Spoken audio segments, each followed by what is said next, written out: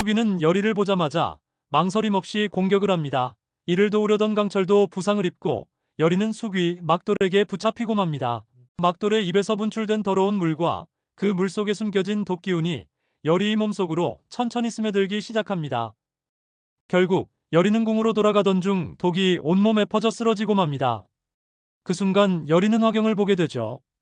귀궁 5화 6화는 완전 회오리 바람이었죠. 그런데 7화 예고편을 보자마자 한 가지 확실해집니다. 이제 열의는 단순한 피해자가 아닙니다.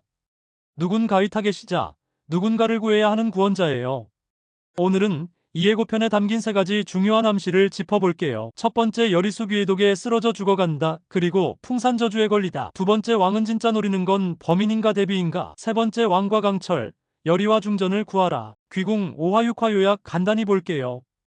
열의는 마침내 내불산 깊은 곳에서 외할머니 넙덕이가 쓰던 무구, 연월도를 손에 넣습니다.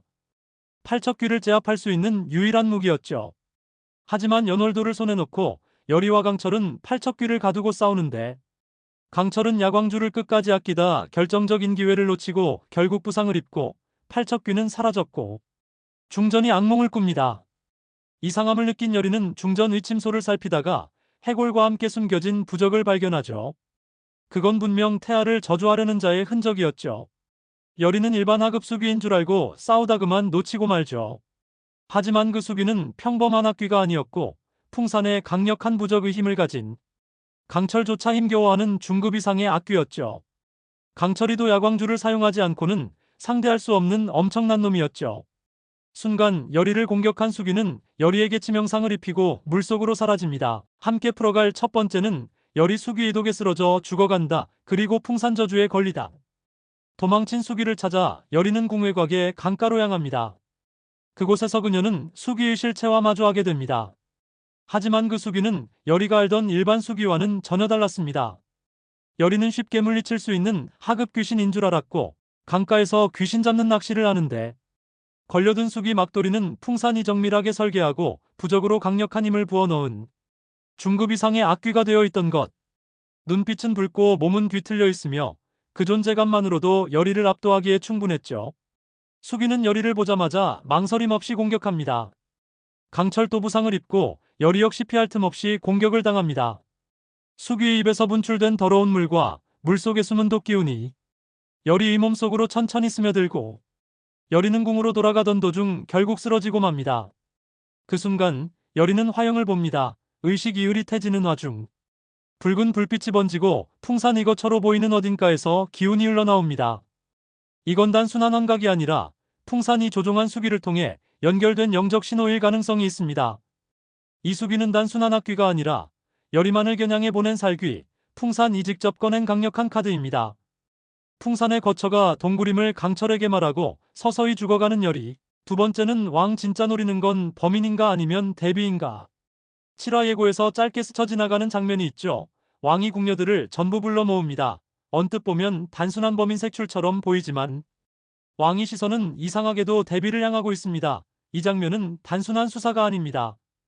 왕의 정치적 선언 그리고 권력 구도의 균열 시작입니다. 중전 이태하를 노린 부적 사건 이후 왕은 누가 중전을 노렸는가 보다 더 근본적인 질문을 던집니다. 그 윗선은 누구인가 하지만 왕은 아직 풍산의 존재를 알지 못하죠. 풍산은 그것을 정확히 알고 먼저 움직입니다. 그는 대비를 희생양으로 설정하고 일부 궁녀들에게 은밀하게 소문을 흘립니다. 대비마마께서 중전을 탐탁지 않아 하셨대요. 그런 말들이 물처럼 궁안을 흘러다니기 시작하죠. 그리고 대비는 선왕 시절부터 영인대군을 왕위 자리에 앉히고 싶었는데 철은 없지만 그래도 사랑하는 아들이 죽고 중전이 또 회의만 사실을 알자 배알이 꼬이기 시작한 거죠. 왕의 의심은 점차 짙어지고 궁녀 소집은 범인을 찾는 자리를 넘어서 이제는 대비도 의심한다는 메시지가 됩니다.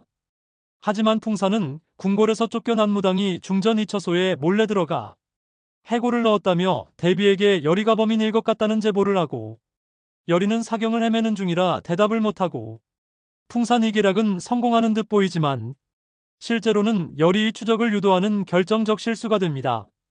그리고 열의는 그 틈을 파고드는 진실의 칼날이 됩니다. 세 번째, 왕과 강철, 열의와 중전을 구하라. 왕과 강철은 열이가 독에 쓰러지기 직전 본 화형을 근거로 그 안에 등장한 붉은 불빛과 기이한 공간을 단서로 범인이 거처를 찾아 떠납니다. 문제는 아무도 그 위치를 모른다는 것. 그런데 왕은 어릴 때 선왕이 자기를 데리고 깊은 산에 있는 동굴을 기억하는데 풍사는 수십 년간 궁이 눈을 피해 살아온 자. 그가 숨은 곳은 단순한 은신처가 아니라 귀물과 저주가 뒤엉킨 금기 장소일 가능성이 높습니다. 왕은 결단합니다. 중전 이하의 열이 그리고 이궁 전체의 균형을 지키기 위해 직접 움직이기로. 강철 역시 따라 나서지만 그 길은 곧 자신의 죽음을 향한 여정입니다. 그들은 풍산 이거처에 가까워지고 그 순간 팔척귀가 모습을 드러냅니다. 그곳을 지키는 듯 왕과 강철을 가로막으며 강철은 결심 앞에 놓입니다. 야광줄을 모두 쓰면 그는 더 이상 이 땅에 머물 수 없습니다. 그럼에도 손에 야광줄을 쥐고 눈을 감은 채 그 결정을 준비합니다. 이 싸움은 단순한 싸움이 아닙니다. 사랑과 희생, 운명과 믿음 사이에서 강철이 내려야 할 단 하나의 선택.